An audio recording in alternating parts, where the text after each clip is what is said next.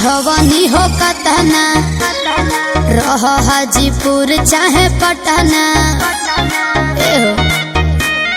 सुन ना खुश बनियो सही राजा रुपया का होई बोलो तना।